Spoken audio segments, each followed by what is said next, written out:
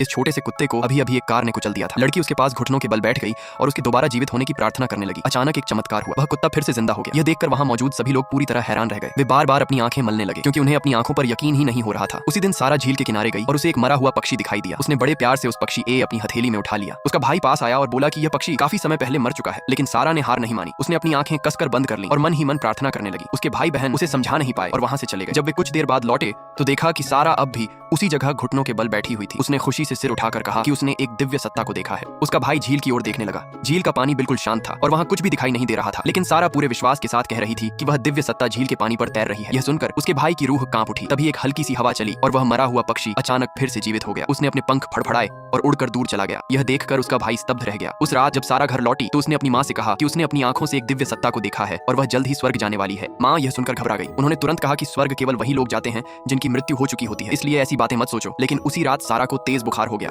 और वह बुरी तरह बीमार होकर बिस्तर पर पड़ गई। उसके पिता को उसके बिस्तर के पास एक चित्र मिला। सारा ने बताया कि उस चित्र में वही दिव्य सत्ता बनी है जिसे उसने झील के किनारे देखा था। चित्र देखकर उसके पिता दंग रह गए क्योंकि उनकी बेटी ने पहले कभी इतनी सुंदर पेंटिंग नहीं बनाई थी। इन सभी रहस्यमयी घटनाओं ने उसके माता पिता के मन में गहरी बेचैनी पैदा कर दी। अगले दिन सारा ने अपने दोस्त निक को उसका एक चित्र भेंट किया। उस चित्र में निक को बास्केटबॉल खेलते हुए दिखाया गया था। निक पहले एक कार दुर्घटना का शिकार हो चुका था। उसके पैरों की नसें क्षतिग्रस्त हो गई थी, इसलिए वह खड़ा भी नहीं हो सकता था। फिर भी वह बास्केटबॉल खेलने का सपना नहीं छोड़ पाया था। सारा ने निक का हाथ पकड़ा और उसके लिए प्रार्थना की। इस बार तुरंत कोई चमत्कार नहीं हुआ, लेकिन अगले ही दिन निक के पैरों में हरकत होने लगी। हालांकि डॉक्टर ने साफ कहा था कि उसकी रीढ़ की नस टूट चुकी है और अब उसका दोबारा खड़ा होना असंभव है। लेकिन जैसे ही डॉक्टर ने अपनी बात पूरी की, निक अपने पैरों पर खड़ा हो गया और बिना किसी सहारे के चलने लगा। डॉक्टर पूरी तरह स्तब्ध रह गया। यह एक ऐसा चिकित्सीय चमत्कार था जिसकी कोई वैज्ञानिक व्याख्या नहीं थी। निक ने सबको बताया कि सारा की प्रार्थना ने ही उसे फिर से खड़ा होने की ताकत दी। इस घटना के बाद सभी बड़े टीवी चैनलों का ध्यान सारा की ओर गया और वह रातों रात एक असाधारण लड़की के रूप में मशहूर हो गई। इस बीच दर्शकों ने उसे ऑनलाइन शुभकामनाओं और वर्चुअल फूलों की बांट भेज दी।